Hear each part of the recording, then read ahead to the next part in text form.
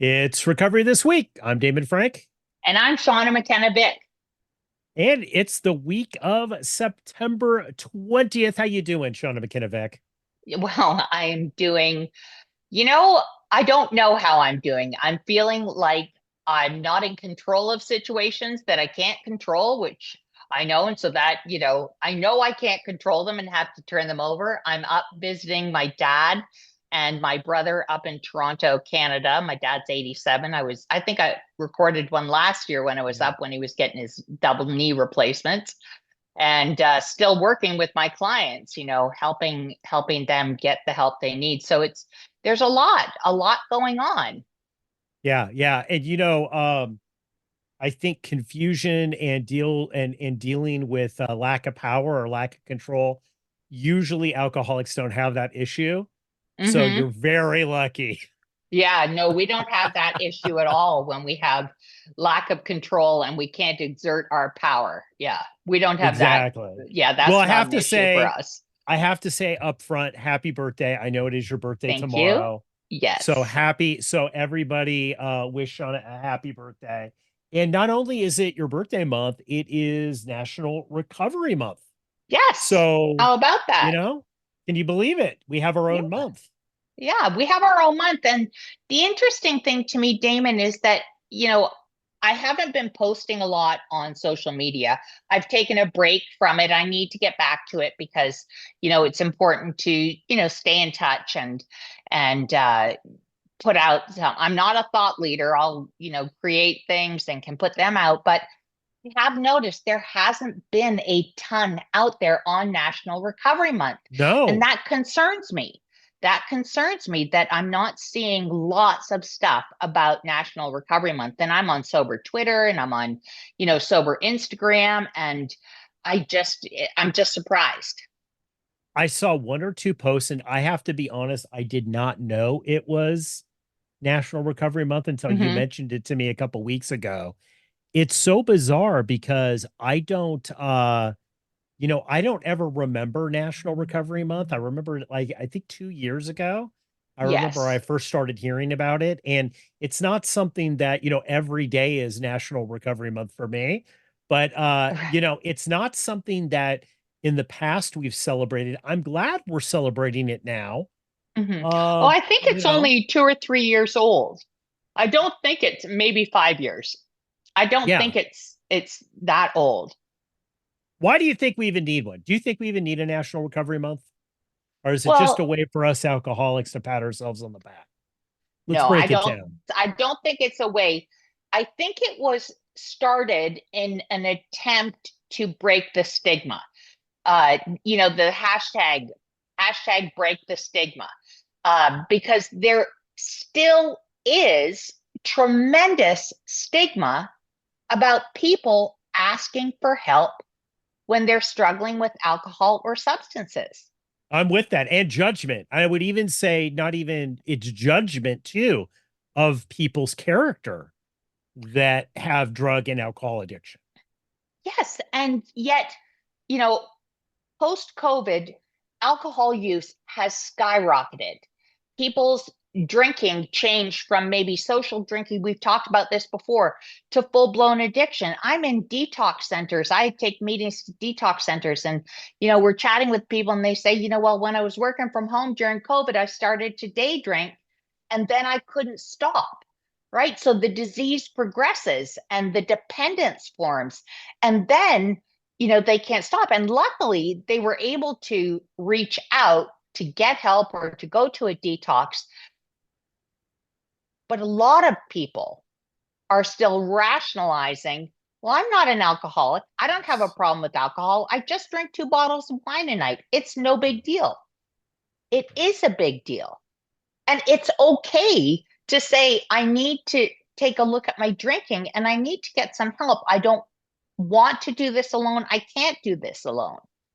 Well, I think a lot of times alcoholism and recovery is linked to an amount. And I would say one thing people ask me that find out that I have long-term sobriety is they always ask me, it's like, this person's drinking, Bob's drinking X amount and Right. he had that extra glass of wine or he had that extra beer, or he got really drunk at this event. And they always equate drinking and alcoholism or drug use with the amount. And I find it Correct. has very little to do with the amount. I could put, Hmm. I drank more than some, less than others. Most of the people that I see in recovery now, they're not the people who are drinking, like we think alcoholics would drink, right? Hmm.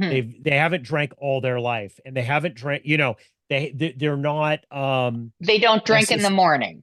yeah, they're Yeah. not Like, they're not doing those patterns. mhm. I agree. And, you know, people do rationalize, well, I don't drink in the morning. Yes, I do drink alone. I drink at home. I drink alone. But that's no big deal because I can control it.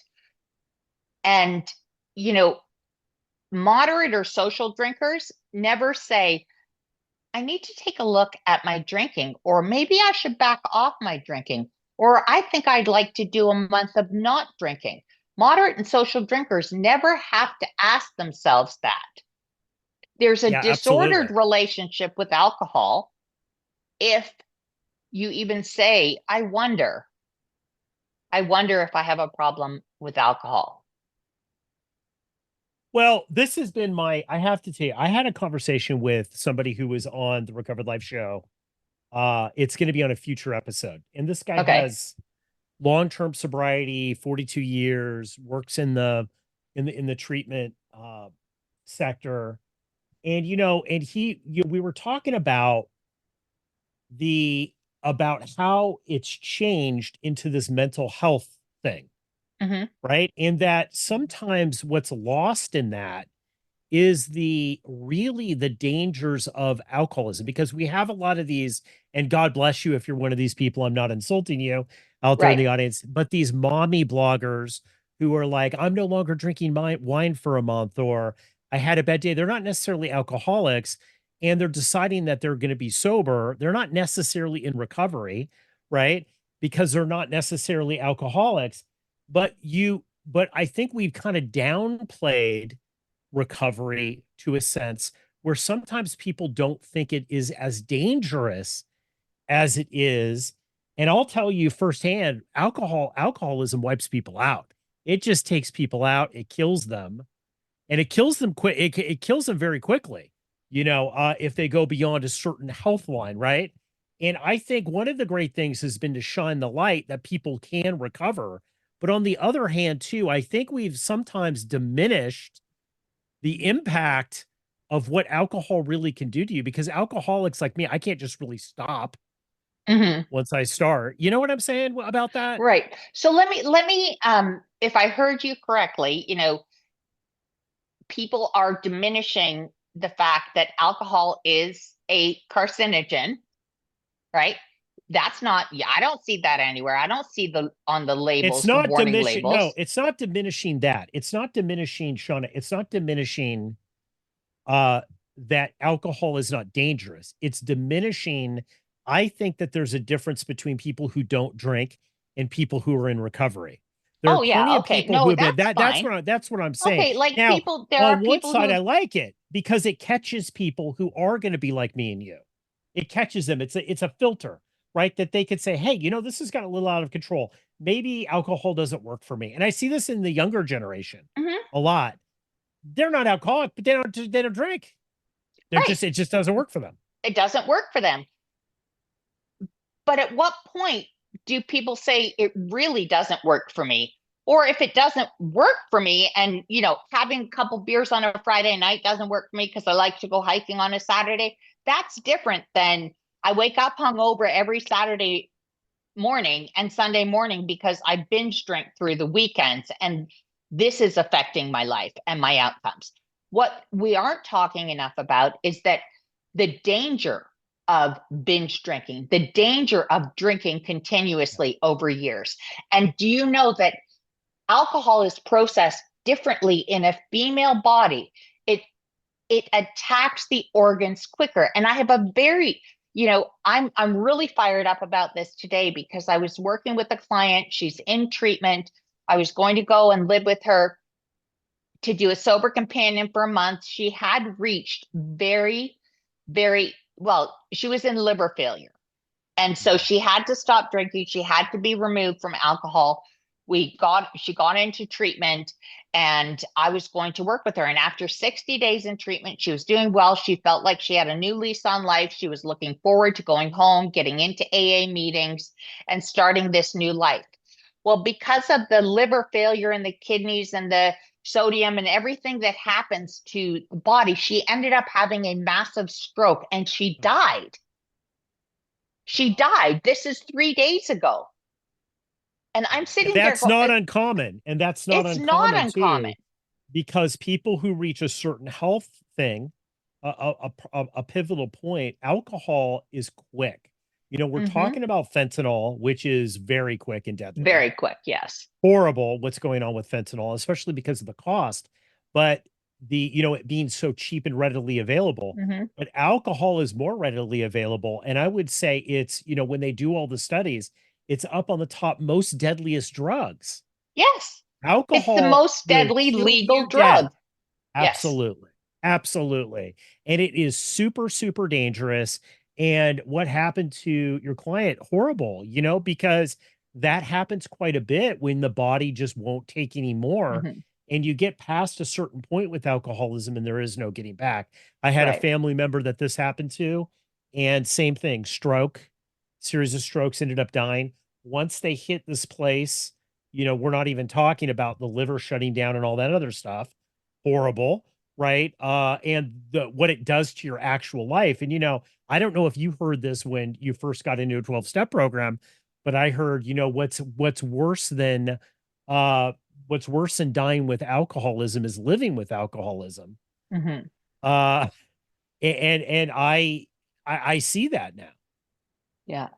It's just, it's very daunting. It's one of the leading causes of breast cancer. Did you know that? That for women, I alcohol is didn't. one of, yes, it's the fourth leading cause of breast cancer for women. What's scary about with women that I will say is that I did not know. And I have to tell you, sober for many years, I did not know this. But I had somebody that came on that had alcohol poisoning, had their liver shut down. And I talked with her on the show, and she went over the amount of drinks that women can have safely Hmm. in 1 week. It was not a lot. It Hmm. was not a lot. That it affects you so much. It affects women more. Alcohol does affect women more. And one of the things that I do like about this National Recovery Month, and I see it with the kids, I don't, we both have younger daughters, right? Hmm. So we're kind of, our ear is to the ground, and when they're talking with their friends and stuff, Yeah.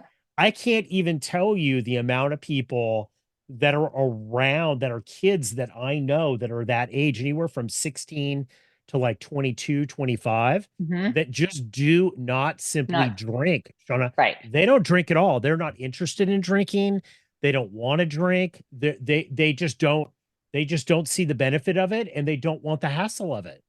Hmm. And that is what I think is really cool about this um awareness side of this, is that there are other options for people. I don't know about you, but man, there were no other options for me. No, I didn't there are know no anybody other who didn't options drink. for me. Yeah. I didn't even know Yeah, no, anybody who it's didn't drink. great that we do have a movement of young people who are choosing health. They actually Yes. see the consequences of Yeah. alcohol, the health consequences, right? That there's been some education and awareness. If there was more education and awareness, how many more people might not drink? I mean, you're in the business, I'm in the business. You didn't know it was one of the leading causes of breast cancer. We don't see it because no one's Yeah. putting it out there. Because, I hate to say it, big alcohol doesn't want that because they have a whole line directed at women, skinny drinks and whatever. And those carbonated drinks, the I don't want to use brand names, but um you can pick them up in six packs at the convenience store, wherever. And it it's like minimizing the alcohol use, right? Like, Yeah. oh, it's just, it's no Yeah. big deal. um and it just I really am at a loss for words because I just don't want people to hesitate asking for help. So Well, how does what it? do you think are the biggest barriers for people asking for help, Damon? Well, I have to say, like, you already talked about the stigma of it. Hmm. And I have to tell you, one of the benefits of the Recovered Life show is that I've talking, and I didn't even know this, but we've had 300 episodes of the Oh, Recovered. oh It's my really more gosh. actually. Yeah. And it's Wow. really been a hobby really that I started that just kind of took off. But I've spoken with so many different types of people, Hmm. doctors, scientists, interventionists, like every, but coaches, nutritional people, social workers, people who have in recovery, and one of the things that I still see where the stigma lies and the most ignorance lies, it's in the medical community. I have to say, sorry, They do I'm called. 4 hours on addiction in medical school. That's it. I've never met more stupid people, and Oh, that's really harsh. that's That's really harsh. harsh. That's But harsh. I Take but that I back, have to tell Damon. you, okay, I take it back a little bit. No, but I have to, Uninformed. They're okay. uninformed and they Well, haven't sought the information. I'll tell you, it's not necessarily an okay? Because Okay. I have met people in the medical community that deal with alcoholics Hmm. day in and day out in emergency room situations and everything. I have been in emergency room situations when they have tried to give me something where I said, you know what? If I don't really need that, I'd rather not have it. Not And take this it. is Right. why I'm in recovery. And they look right at me. They go, I don't know what you're talking about. That's not medically a thing. And the nurse came in. I got to tell you, okay, the nurse came in, Shauna, Uh-huh. and she goes, come here. She goes, hey, she goes, how long have you been sober? And I told her, and she goes, I've been sober for a couple decades. She goes, you're doing the right, like, it's okay. Yeah. They don't get it. They don't understand. And you know what? It's shocking to me. And I have to tell you, I have heard things like, well, it's just a self-control issue or it's a character issue. And I hear that from people in the medical community a lot. Now, a lot of those people have never had anyone close to them die of Hmm. alcoholism or have alcoholism. So they've never been through the process. So not stupid isn't the word, but it's Right. infuriating. It's infuriating that they don't get any that they're working on the front lines of Hmm. triage for people coming in, Shauna, and they don't know the basics. They don't know the Right. phenomena of craving. They don't even know detox signs a lot of times. Hmm. Okay. Like crazy, crazy, like lack of information. So Yeah. that's one I'm gonna call out right there. Okay. So I can see that, and they better get with it because I know personally that after speaking with um, a lot of emergency room staff, because I've had to go and get clients who've gone into detox or been taken in, or the ambulance has been called on them, and they have a lot of people coming in now who are detoxing and stuff. So I know that there are some hospital systems who will assign a social worker to them to help them find resources, and so that is good. So there are some things that are happening that are coming out of it, but we No, want I'm to. not saying that. I just want to be clear up front. I know other people who are right on it. They totally Right, understand. right, But a right, but large there are majority a of people lot. Yeah. don't. There's ignorance about the whole thing. And I got to throw this out to you because I don't know if you've ever run into this just in the professional community or being a mom, right? Or Hmm. being a wife or being just a member of society, a brother, a sister, right? Where there are a lot of people who still believe alcoholism is some sort of moral defect. Yes, there are a lot, That and that really, it it's makes you just a because you're a bad bad person. person. Right, Exactly. That right. automatically you're somehow, and look, I was somebody that was like I was like the undercover sober dude for a long time because I had a career that was very combative and hard and Hmm. it was Hmm. like you didn't want to have any kind of weakness. And at that point, I did view it as kind of a weakness because I didn't want people to really know. Some people Right. knew, but a lot of people didn't. I mean, I had business partners for years that did. Who I didn't never know? told them I was an Yeah. alcoholic. They knew I didn't drink. They figured it out, but I never said it, right? Because there was this, well, morally something's like, I thought you were here, but now you're really here. Right.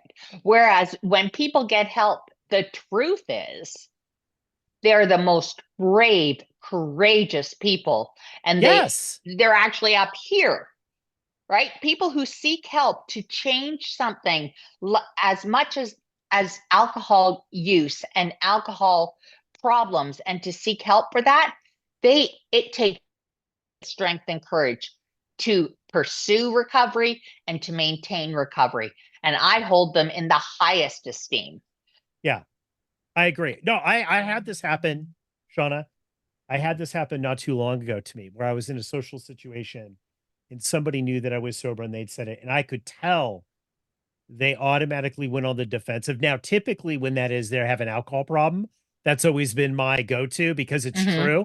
A lot of the times, people that like everybody worries that, hey, when you get sober, what's going to happen? Or people are going to like they're going to ask you all these questions about it, and they're going to. Most of the time, I find it's not. They go, "Oh, that's really cool."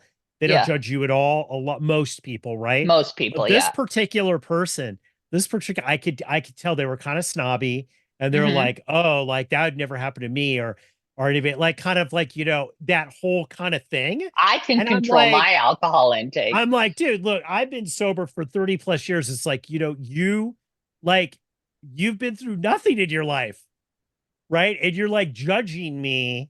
And maybe that's inappropriate for me to think that Well, way, but you're I telling could yourself tell. that story in your head too. Correct, correct. But it was after I got to know the Right. person. It was pretty accurate. To be Yeah. honest with you, it was pretty accurate. But yes, there is that. There is that. People will, the legal system sometimes, the things they'll look at it, even if you've never done anything of repute or whatever they call it. What was Ill that? repute. Ill repute. Even if you are like that, there's that always thing that they say, Shauna, if you're if you're a dirty rotten scoundrel when you're drinking, you're a dirty rotten scoundrel when you get sober. Mm-hmm. Uh, you know, but I do believe that there's still some of that. Now, I think thanks to this National Recovery Month and thanks to just educating people, especially younger people, Mm-hmm. I think it's turning around a bit. I think most it went from, oh, that's okay. I'm not an alcoholic. I don't care what you are. Right. It doesn't really affect them to, uh, at first it was like, ooh, something's wrong with you, to indifference, to now it's like, oh, that's kind of cool. How did you do that? Yeah. Right. So I have seen it kind of move a little bit.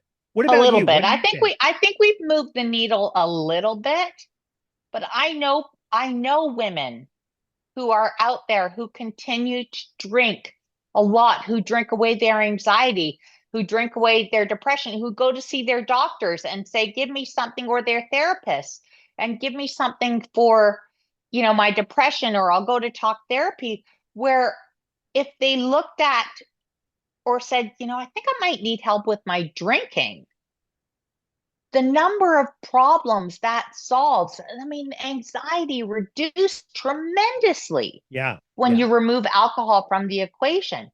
It's that group of women that, a lot of women who are traveling for work or on the road, they're trying to maintain their homes, their families, and going out, and unwinding with alcohol, and then drinking through the evening, then getting up and doing it all over. They're always in a state of sleep deprivation, in dehydration, right? Because then it's a lot of coffee and stuff. They're not taking care of their bodies and their minds, and okay, I'm not judging them. That was me. That Yeah. was me. Okay. I think And life is harder for women because I think women have to and I think this is where alcohol is the great equalizer and works for so many women successfully. And I'm gonna look, I'm not pro alcohol, obviously, but most people can have a glass of wine or two and be fine. It's the people who can't that's the issue. But I think women juggle a lot of different roles. They have to be a business person, a mom, a friend. They're much more multitasking. At oh least, yeah, as somebody who's we married, my wife does a maintain, lot yes, we more. made, yes, Yeah, and we, men are much more single focused, even if it's like, okay, I'm just dealing with stuff around the house and I'm stereotyping a bit, but look, some of the stereotype is true. Women have to be a lot We more carry the mental multitask. load. We Yes. carry the mental load of the family. Yes. And I We think figure. women are at risk. Women are Mhm. more at risk. I mean, So look, we're more at risk, and it affects us and processes differently, and we suffer alcoholic consequences, or consequences, physical health consequences, much quicker than men do because of okay, the can I way it blow your mind? processes. Yeah, Can I blow sure. your mind? Can I act Sure. really old right now? Yeah. I remember when 12 step meetings, it was very rare to see a woman. Oh, yeah. And I I think believe it. women have a harder time getting sober too. I Hmm. do. I believe women have a harder time getting their path is harder to get sober. It really is. I mean, because now it's a little bit easier because there's people Hmm. like you, there's people that are out there doing the jam, right? But I remember there was not a lot of women No. in Alcoholics Anonymous and the groups that I were in. It started to get more and more and more. I would say the last 15 years, I would Hmm. say has really blossomed. There's always been amazing women in Right. 12 step groups, Oh, always yeah. that's always there. But the amount of them were not as much. So when women would come in to get help, sometimes they wouldn't feel as comfortable. And I know the groups that I was involved in, I don't know if you have this in your group, but men would introduce themselves and immediately turn them over to another woman and actually say, like, hey, welcome, but I think you should talk to this person. You should talk to Sally or Jane or whatever. So Hmm. they could connect with them first so that their version of what their recovery would be like would be painted by somebody who was much more like them and had their experience than Right. some guy that maybe doesn't have that shared Yeah. experience.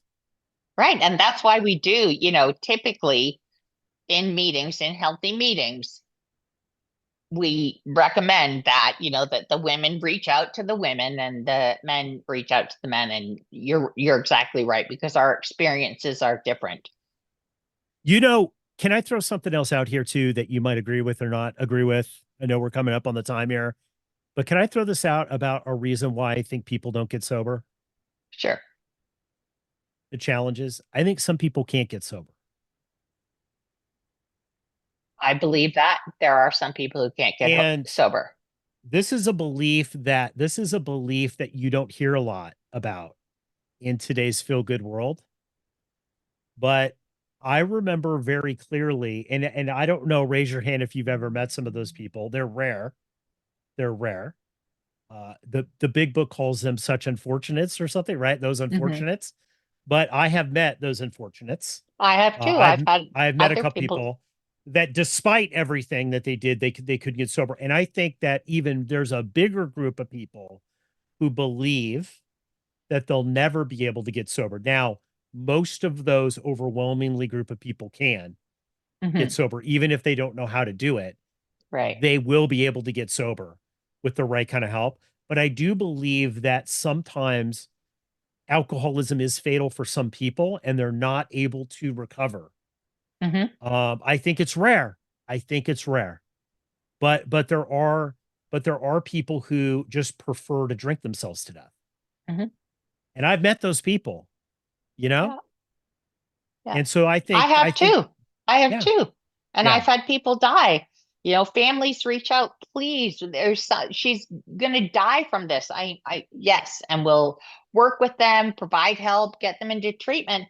And they leave treatment, and within 2 or 3 weeks, because they won't do the deal, they won't continue on with their home treatment or go to AA or whatever. And a year later, she was dead. She Yeah. literally drank herself to death. Yeah, the idea of not drinking, I had a family member like this too, and I didn't understand at the time it Hmm. was alcoholism. I was younger. Now I understand it was alcoholism. When this person passed, Shauna, um, it wasn't that there was not help put out earlier. It wasn't that there weren't barricades, but this person had decided, and I remember kind of eavesdropping as a kid Yeah. into family conversations.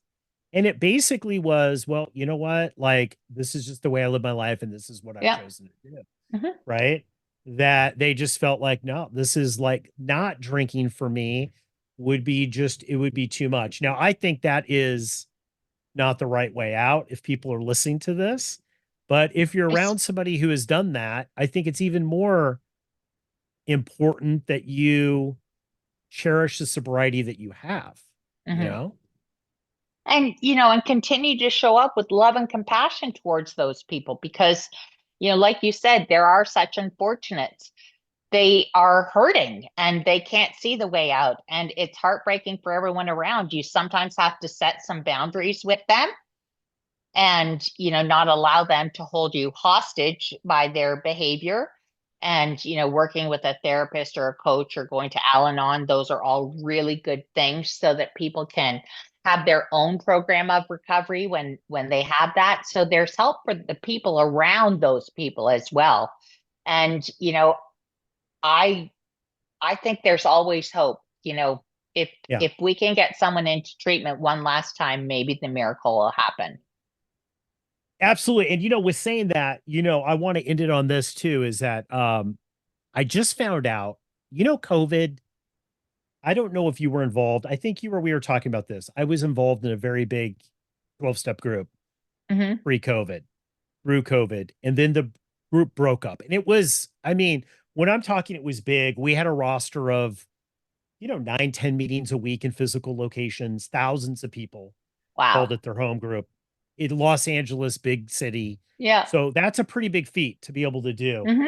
But, when things shattered into the wind and the world changed a bit, I lost touch with people. And I just found out that a guy that I had known, and this was something, a testament to National Recovery Month here, that a guy that I knew who drank most of his life ended up getting sober because he had Wow. a liver transplant and literally was almost died from a liver transplant. Yeah. Got a liver transplant and drank again. Went all the way and almost had to have another liver transplant. Got sober and was sober, I'm 15, 20 years and helped a Wow. ton of people. Was like the guy who always showed up and did the stuff Hmm. right. So like when I said when I think of National Recovery Month, I think of people like him, where on one hand I'll say, well, there are some people who just are never going to get sober, they're just not going to do it. And Right. then I would have picked that guy as Hmm. being that guy. But how wrong I always am, Shauna, about all this Yeah. stuff. I'm always a bad picker when it comes to that. This guy went on after all of this, and he ended up dying of health. He had other health complications. And Right. Of course. he was an older gentleman. He wasn't 32. But he went on to help hundreds and hundreds of people, Beautiful. right? And so it just shows you that there is such hope for people. And I think the big thing, because we live in such a shitty fucking world right now, I'm going to say it. Everything Okay. is negative. I'm okay with Look, that. everything, I'm on a soapbox now. Everything is negative. And I have to tell you, like, it's like to see stories like that and to see people walk in, be hopeless, not really ever able to stop drinking, and end up on the other side of it, like you and I, Hmm. is nothing short of a miracle. I would agree. I was going to just say that it's nothing short of a miracle that I'm here speaking to you today as a sober woman. Because the odds aren't good, because we've seen the No. odds aren't good, but yet I see it over and over again, which Hmm. tells me that, something else is at play here Hmm. that I have little to do with, but part of. And that's what is so cool about this recovery thing. That's why I actually tell people I'm sober now Hmm. and don't hide Yeah, it, I recover because out loud too because I want people to be yeah, able to say, well, how'd you do it? Or how do you know if you are exactly. or not? And I say, well, I can't tell you that, but I can give you a couple of questions to ask yourself, but that's about it. Well, I think next Anyway, week so we have to come back and okay, dispel the myth.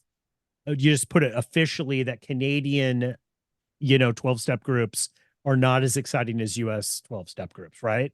Is that or the next more episode? exciting, or more exciting. Or more exciting? You be the judge. Yes, I love coming to meetings here because they are a lot different than the US. Different, they add in some prayers and they're very structured and Nice. It's great. I love the meetings here. Very, very cool. All right. Well, what's on your docket for this recovered week? What are you doing? What are you focusing on? What are you going to do as we end this Well, I got to tell you, little for episode? me, I am showing up with patience, love, kindness, and tolerance in every meeting. I'm asking God how I can be of service to my dad and my brother. They have nothing to do with recovery, but what am I being called to do as a person this week? And it's to be loving sister and a loving wife. That's that's the my personal stuff. I have work stuff. I've got someone who has treatment, has the means to go to treatment, and is refusing to go to treatment. So we're working with the family there. I have another client, another family that's come to me that wants to get their child into treatment, their adult child. Nice. So I am doing a lot on the recovery front, but for me on the personal front, I am just showing up as a grateful, sober woman that I can show up and be present to my family.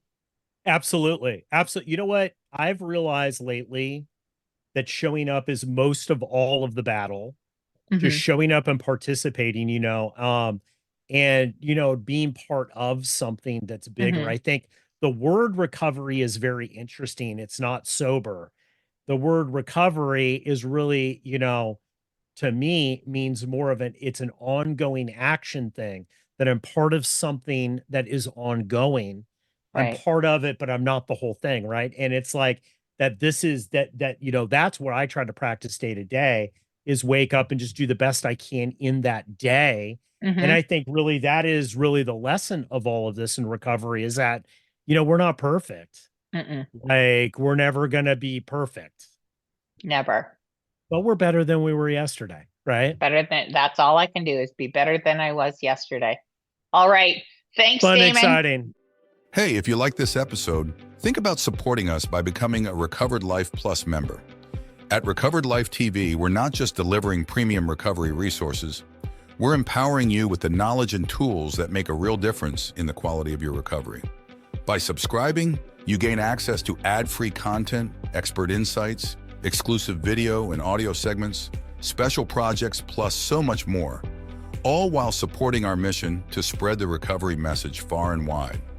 Whether you're seeking to deepen your understanding or stay updated on the latest addiction and mental health recovery trends, Recovered Life Plus is for you. Subscribe now and start living your best recovered life. Just go to recoveredlife.tv and become a Plus member today.